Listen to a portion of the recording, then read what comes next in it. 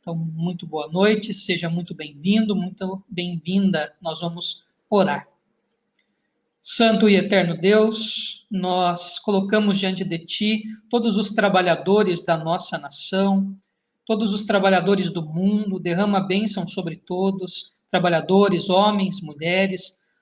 Pai, e de uma maneira muito especial, nós intercedemos por aqueles que estão desempregados, todos aqueles que estão sofrendo algum impacto devido à economia, na pandemia do Covid-19, que o Senhor tenha misericórdia destas vidas. Que a igreja seja solícita, esteja aberta a apoiar todos que baterem à nossa porta com dificuldades. Senhor eterno, nesse dia em que nós celebramos o trabalhador, nesse dia em que a nossa mente volta-se para o trabalho, que de fato o Senhor seja misericordioso com a nossa nação, atenuando, amenizando, Deus, conforme a tua graça e a tua providência, os impactos econômicos. Abençoe a nossa nação.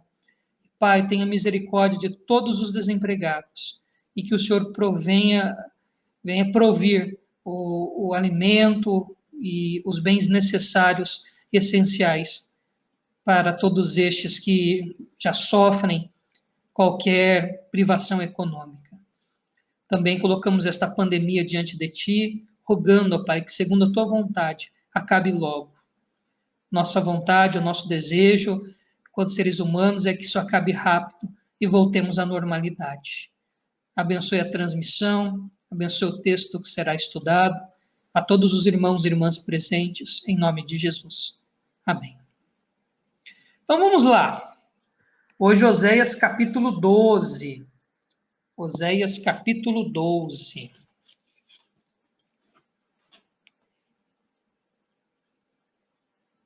Oséias capítulo 12. Estamos chegando quase no final já, né? São 14 capítulos. Estudamos no instantinho, né? Esses encontros diários, o bom que é isso, a coisa flui rapidinho. Não se esqueça de deixar o seu pedido de oração, motivo de ação de graças, de intercessão aí nos comentários, para orarmos ao final.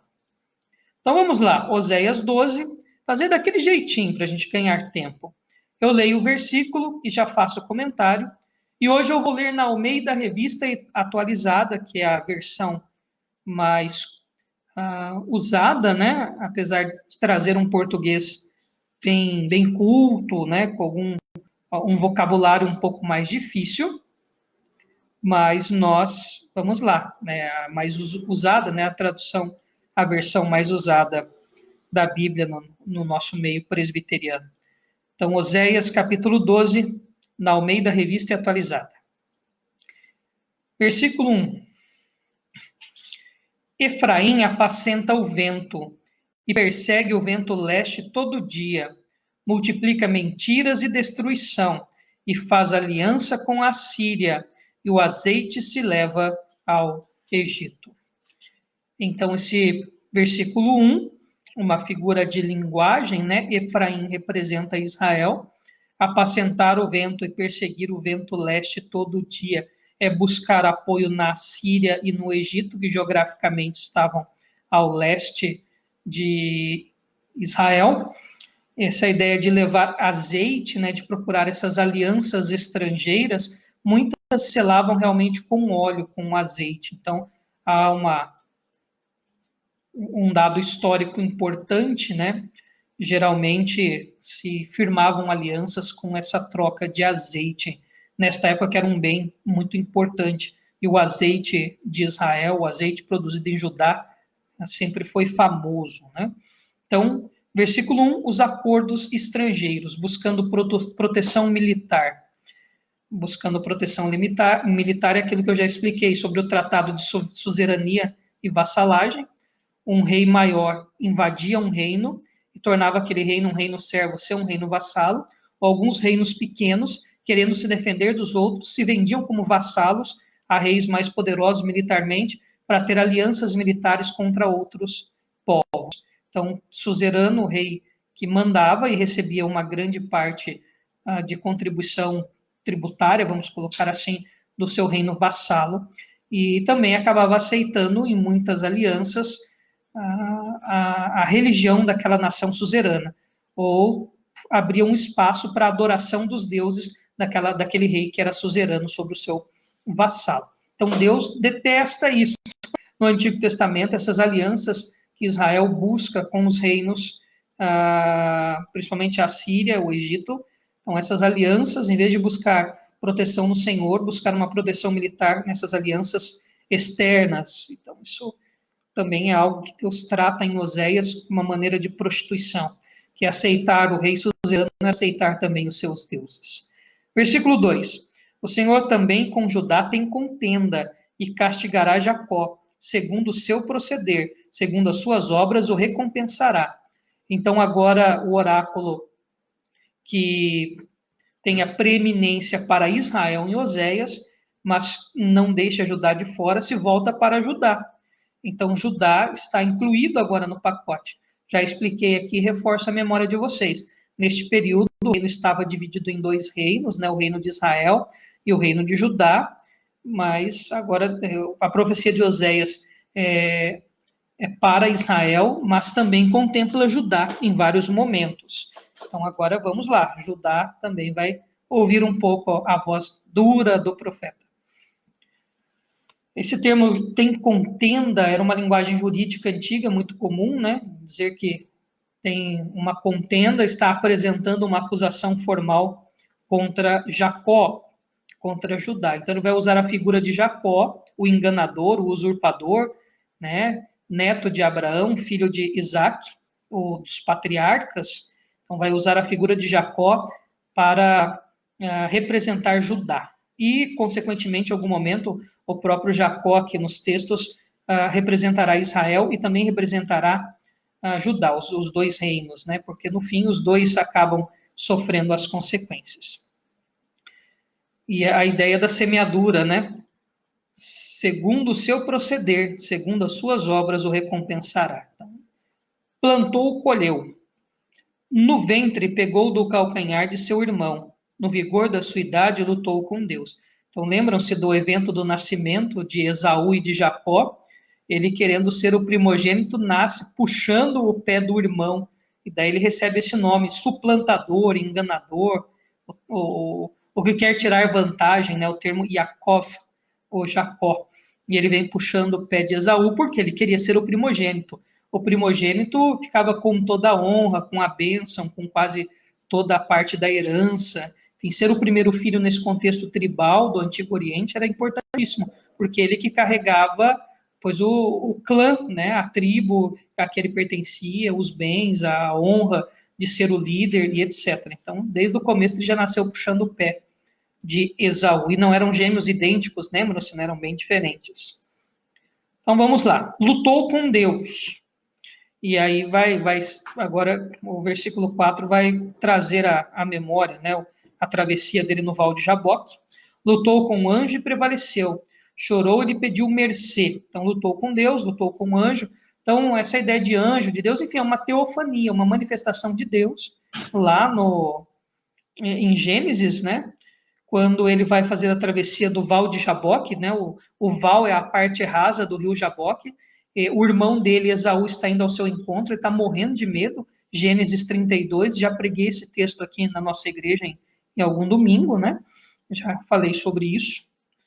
Então, traz à memória, né, a vida, um pouco da biografia, das experiências de Jacó. Então, relembra essa travessia onde ele luta ali com Deus, e Deus lhe fere a coxa, ele quer saber o nome, e no fim das contas, ele é que tem o nome trocado.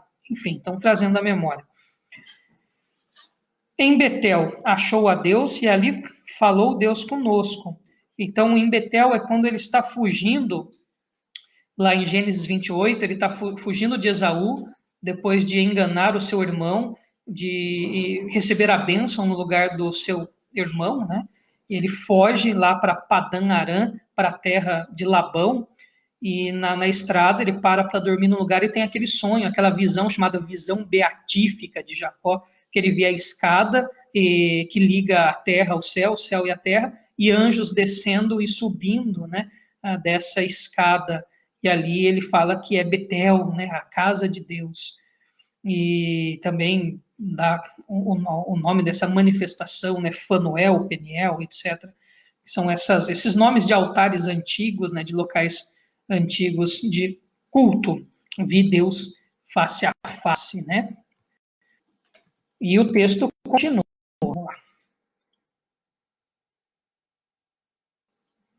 Então, essa ideia de que depois desse encontro com Deus que ele tem no Val de Jaboque e também em Peniel, né, quando ele vê a escada, tem aquele sonho. Agora nós vamos ter uma pausa poética, né, para o texto. O Senhor, o Deus dos exércitos, o Senhor é seu nome. Então, aqui é quase que uma pausa, né, fazendo uma adoração a Deus, né, diz uma mini doxologia, uma mini adoração a Deus, no meio do oráculo profético. Depois o 6 continua, é como que para se dar autoridade, o profeta está falando em nome de Deus. Então, de se lembrar, né, o Deus dos exércitos, o Senhor é seu nome, o grande eu sou, né, lá em Êxodo capítulo 3, quando Deus se revela a Moisés, o eu sou. Então, para dizer eu sou, né, o Deus está dizendo isso para você. E agora o 6, um oráculo de arrependimento. Converte-te a teu Deus, guarda o amor e o juízo, e no teu Deus espera sempre. Então, a palavra de Deus por intermédio dos profetas geralmente era isso, levar o povo ao arrependimento, à reflexão e à mudança. Mas nenhuma palavra profética foi ineficaz. Lembram-se, né, o povo tem o coração desviado. Logo, a propensão, a dimensão do coração do indivíduo é se desviar, é desobedecer. Por isso é Gomer, a prostituta adúltera. E o homem não consegue converter-se por si só. Já chegamos a esta conclusão também, avaliando outros textos. Efraim, menciona novamente a Israel. Efraim, mercador, tem nas mãos balança enganosa e ama a opressão. Desde que eles entraram na terra de Canaã, era o forte do povo de Israel a questão do comércio. E a balança enganosa, né, é aquela balança fraudulenta. Coloca ali uma quantidade de grãos para se pesar, e ela tem alguns dispositivos que faz com que o indivíduo pague mais caro por uma menor quantidade.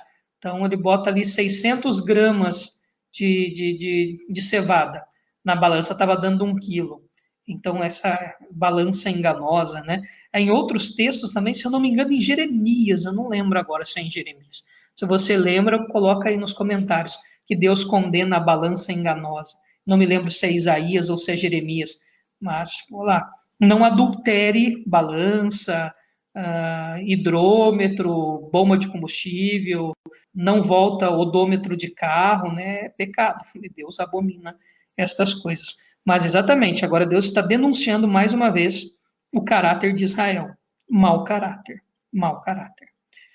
Mas diz, então, balança enganosa, vocês têm mau caráter, é enganador. Lembra o termo aleivoso que nós vimos aqui, que dá uma de amigo, mas na verdade com a intenção de trair? Versículo 8. Mas diz, contudo me tenho enriquecido e adquirido grandes bens. Em todos esses meus esforços, não acharão em mim iniquidade alguma, nada que seja pecado. Então ele está tão cego em seu pecado, a prática pecaminosa se tornou tão comum na vida de Israel e também de Judá, que o pecado agora começa a não ser sentido mais. E essa é a pior fase para o pecador viver. É quando ele está praticando tanto pecado que não tem mais arrependimento, parece que se torna normal. E é aquela coisa, acho que nunca vai ser pego. Lê do engano, né? Em mim, iniquidade alguma, nada que seja pecado. Ou seja, uma autojustificação. Sabe a pessoa que se autojustifica muito? Tem problema com gente assim. Esse negócio de ficar se autojustificando desnecessariamente e etc. Né? De repente só demonstra o que demonstra Israel, demonstra a culpa. Você não se autojustifica. Errou, pede perdão, admite. Eu acho que isso é cristão, isso é uma postura correta de caráter de homens e mulheres que são cristãos e cristãs, e de todo indivíduo, né? Errou, assume o erro, pede perdão, pode ser que você erre novamente, cometa o mesmo erro, mas o reconhecimento sincero, o arrependimento sincero, e a admissão do erro, e saber que sempre há consequência para os atos. O contrário, né? O indivíduo que se auto-justifica, se auto-redime, eu pequei, eu falei, mas não é bem assim, e a coisa caminha, né? Então, se torna meio que um comportamento cínico, né? Cinismo, uma escola filosófica antiga, né? Lá dos gregos, né? Dos cínicos, que vem de cão, né? A palavra cínico vem de cão, e essa ideia que eles viviam uma vida fora do luxo, de tudo, né? O fundador do cinismo morava dentro de um barril, né? Então, mas deixemos a filosofia para os filósofos. Voltemos aqui para o texto bíblico. O homem não consegue arrepender-se, e pior, a ideia que Efraim, Israel e Judá têm de si mesmo é que eles não estão fazendo nada de errado, vinculado a toda a postura ruim que eles têm, tanto cultica, adorando a Baal, trazendo elementos do culto a Baal para o culto de Yahvé, e também uma prática corrupta, um enriquecimento ilícito, uma marginalização de pessoas, uma opressão do pobre, da viúva, do estrangeiro, e etc. Então havia uma depravação total religiosa, civil, moral, social, enfim, a coisa estava em ruínas. Então vamos lá, versículo 9. Mas eu, Senhor teu Deus, desde a terra do Egito, eu ainda te farei habitar em tendas, como nos dias da festa. Esse versículo não é um versículo bom, né? Que parece que é uma coisa boa, não é uma coisa ruim. A festa dos tabernáculos era para lembrar o tempo em que eles não tinham terra, o tempo que eles não tinham casa, e eles ficavam morando em tendas, né? Então era algo provisório. Então era uma festa de reflexão e lamento. Não é festa, é festa, mas era para trazer uma reflexão para o povo do tempo em que eles não tinham um lugar, que eles estavam vagando pelo deserto, né? A festa dos tabernáculos ou festa das tendas. Então, quando Deus fala que eles vão habitar em tendas novamente, é dizer, vocês vão ser tirados das suas casas, vão ser tirados dos seus lares. Exílio assírio de 722 e o exílio babilônico que vem sobre Judá em 580 alguma coisa. Uns falam 586, uns cara louco aí discorda. Tem um caboclo chamado Albright, né? Aliás, eu acho que é um dos melhores arqueólogos, historiadores do Antigo Testamento, ele discorda de tudo que é data, né? Então, se você quer discordar, você leia o livro do Albright. Não, é 722, não, ele fala é 716. É uma discussão legal, né? Não, a data é 529, não, a data é 518. Essa é uma discussão assim, né? Dos Albright, Bright, Brigitte, né? Esses caras, tudo maluco. Jeremias Pereira fala, né? A era dos Brigitte veio para atrapalhar a gente. Os caras ficam brigando se foi em 729 ou foi em 723, umas coisas complicadas, né? Mas vamos lá. O exílio vem sobre o reino todo, né? Sobre Israel e sobre Judá. Então, por isso, voltar a morar em tendas, vocês serão tirados das suas casas. 10. Falei aos profetas e multipliquei as visões, e pelo ministério dos profetas propus símiles. Está aí a símile, né? Símile é uma figura de linguagem muito parecida com uma parábola, e era um estilo literário hebraico chamado matzal. Matzal. Se você que é gaúcho, pensa que é mate e sal. Não. A matzal era uma parábola, era usar uma figura, uma ilustração para ensinar algo. Então, Deus falou por meio de parábolas, de matzal, com o seu povo, por meio de figuras, de símbolos, para que eles entendessem. Ou seja, a ideia de que o Senhor trouxe os profetas para advertirem. Todo o ministério profético, pelo menos a maioria dos profetas menores ou profetas posteriores, que não são menores em importância que qualquer outro profeta, mesmo porque Oséias tem mais capítulos que Daniel e fica nos profetas posteriores ou profetas menores.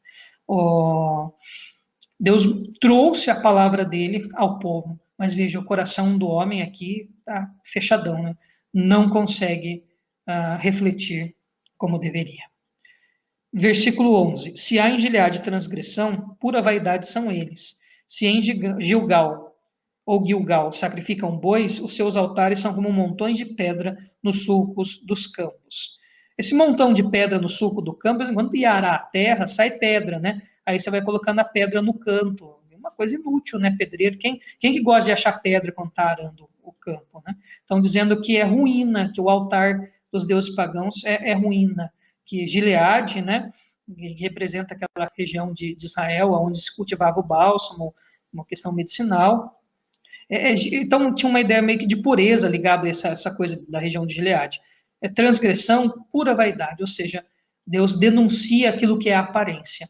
Aliás, ainda hoje o ser humano é muito bom nisso, né? Em pintar muito bem uma postura de santidade, de ética, de ser uma moça, um homem, uma mulher, um velho e etc. Assim, todo santo, e o coraçãozão está lá cheio de morte, de podridão, de pecado e etc. Né? Versículo 12. Jacó fugiu para a terra da Síria, e Israel serviu por Israel, né? Jacó, Israel, lembra-se, Israel é o nome que Deus dá a Jacó lá no Val de Jaboque, né? No capítulo 32 de Gênesis. Então, se referindo, e Jacó representa Judá também, então aqui o reino unificado, que estava dividido, mas seja, a pancada é para Israel e para Judá. Serviu por uma mulher e por ela guardou o gado. Então, esse episódio remonta o Gênesis 27, quando ele vai para a casa de Labão, que era parente lá dele, né? E ele se apaixona por Raquel e trabalha por ela e 7 anos. E aí o sogro, o Labão, engana Jacó, que era o enganador é enganado, né? E faz com que ele se case com Lia. E diz que Lia tinha olhos tristes, olhos tenros, né? Cada tradução é um negócio. Parece que o autor quis implicar com o olhar de Lia, né? Parece que ela era meio triste. E então, para ele casar com Raquel, ele tem que trabalhar mais 7 anos ali para o sogro, né? Então remonta essa, ou seja, Oséias traz literalmente a memória do patriarca Jacó, que é essa figura de usurpação, de enganação, de suplantação, de espertalhão, de querer tirar vantagem. E apesar disso tudo, Deus o amou e o chamou de Israel, quer dizer, príncipe com Deus. Então, de repente, esse contraste de mostrar Israel, mostrar Jacó como esse enganador, suplantador, é de dizer que era um indivíduo mau caráter, mas que Deus o amou mesmo assim e fez com que ele perseverasse, afinal, já torna-se Israel. É Gomer, prostituta, adúltera, mas Deus faz com que Oséias vá atrás dela mesmo quando ela sai de casa. E então, remonta essa memória de Jacó, talvez para fazermos uma avaliação, né, importante. Mas o Senhor, por meio de um profeta, fez subir a Israel do Egito, e por um profeta foi ele guardado. Agora sai da figura de Jacó, entra na figura de Moisés. Mas o Senhor, por meio de um profeta, Moisés é tido como um profeta, né, um líder, um juiz, etc. Mas essa figura de profeta é importante, que é ele que transmite a voz e a vontade de Deus ao povo. Então, fez subir a Israel do Egito, e por um profeta foi ele guardado. Então, a obra da libertação do Egito por meio de Moisés.